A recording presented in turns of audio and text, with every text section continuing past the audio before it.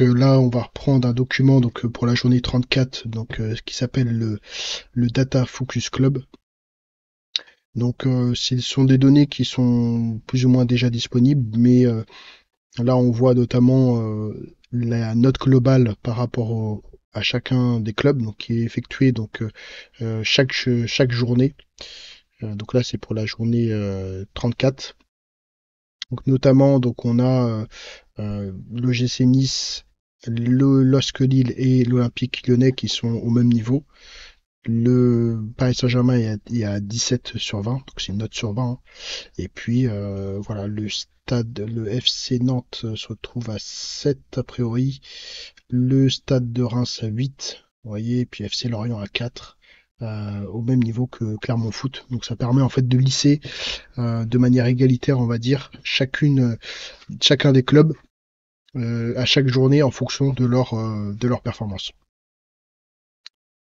Là, par exemple, on a le niveau du Paris Saint-Germain sur la journée 34 avec un Paris Saint-Germain bien au-dessus de la moyenne de l'ensemble des clubs, que ce soit sur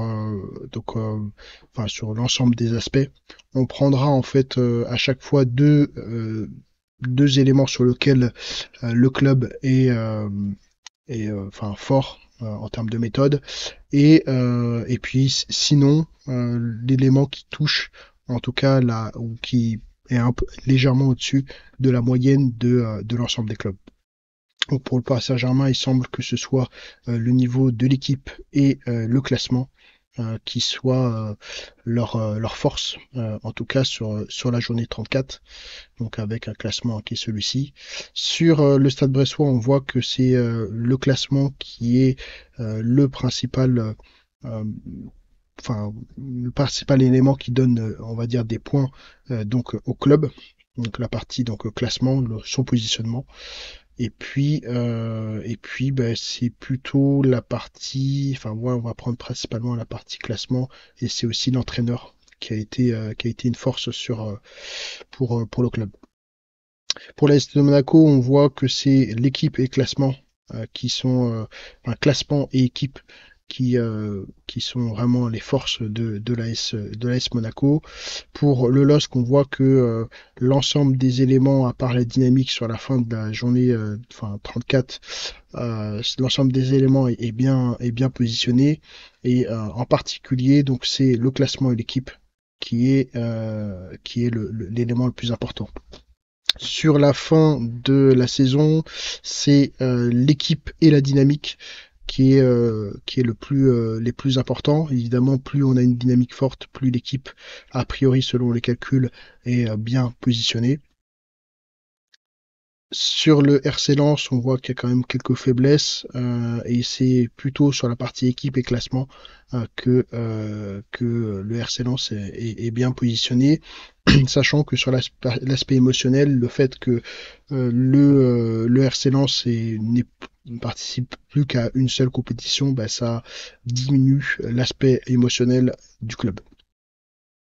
Pour le Stade de Reims, donc on voit que c'est l'équipe et l'émotion, a priori. Non, c'est l'équipe et le classement, mais là on voit que ouais, c'est l'équipe et le classement qui est le plus important et c'est principalement l'équipe. Donc notamment on a le collectif et puis il y a une baisse évidemment assez drastique à partir du moment où Steele est parti du club. Pour l'Olympique de Marseille, donc on a un diagramme, enfin en tout cas une représentation qui est assez équilibrée. Ça donne, voilà, c'est là où en fait on peut considérer qu'il y a quand même des regrets à avoir pour l'Olympique de Marseille cette année, même si voilà, il y avait aussi évidemment des difficultés supplémentaires.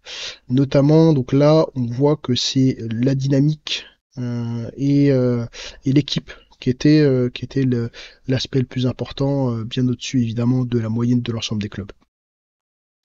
Pour le Stade Rennais, donc c'est l'équipe et le classement qui est le plus intéressant. Alors oui, c'est ça, qui est le plus intéressant pour le Stade Rennais. Donc encore une fois, pareil, le Stade Rennais n'a pas délivré autant qu'il pouvait, notamment grâce au niveau de son équipe. On verra ce que ça va donner l'année prochaine. Donc là, c'est principalement l'émotion et l'équipe, notamment la partie très collective de l'Olympique Lyonnais, qui est bien au-dessus évidemment de la moyenne de l'ensemble des clubs. On peut comprendre que avec ce classement, enfin cette évolution de classement, que l'émotion soit évidemment à son paroxysme. Sur Toulouse, donc on a principalement la dynamique qui est le profondeur de points, bien au-dessus de la moyenne de l'ensemble des clubs.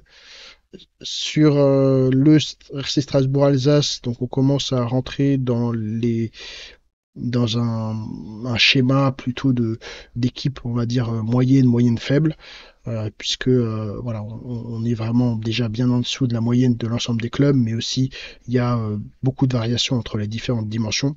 Donc c'est principalement l'équipe et le classement, mais c'est plutôt, on va dire, l'équipe qui est le plus important, notamment l'aspect collectif et puis les autres aspects, notamment la jeunesse de l'équipe.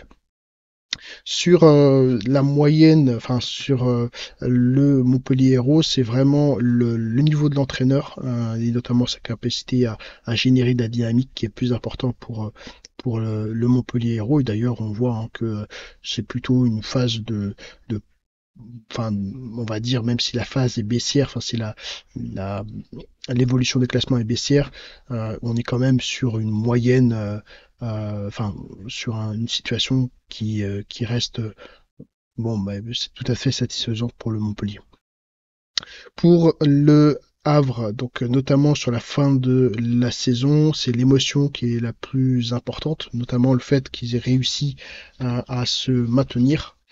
Donc ça a été l'élément le plus important. Et puis il y a aussi l'entraîneur, le niveau de l'entraîneur qui a pu aussi permettre à ce que une équipe qui est évidemment bien en dessous de la moyenne de l'ensemble des clubs, puisse obtenir des résultats. Notamment, même si voilà, on décroche en termes de classement, ben, on est quand même à un niveau meilleur que les autres équipes du même niveau. Sur le FC Nantes, donc c'est plutôt le classement et même, je dirais, presque l'entraîneur, même si c'est le classement qui est le plus intéressant. Alors, le niveau d'entraîneur se rapproche beaucoup plus de la moyenne de l'ensemble des clubs. Donc, on pourrait considérer que ce soit le niveau de l'entraîneur qui a été le plus important sur cette année. Même si bien que ils ont quand même fait un début d'année qui était tout à fait intéressant, hein, la septième position. Puis ensuite il y a un décrochage dû peut-être à un certain nombre d'autres aspects. Sur le FC Lorient, donc là on voit un schéma très particulier. C'est plutôt le niveau de l'équipe. Non, c'est le niveau du classement cette fois qui est d'ailleurs juste en dessous du niveau de l'équipe, où là c'est assez compliqué, malgré le fait qu'il y avait quand même du potentiel. On est bien en dessous hein, de la moyenne de l'ensemble des clubs sur, euh, sur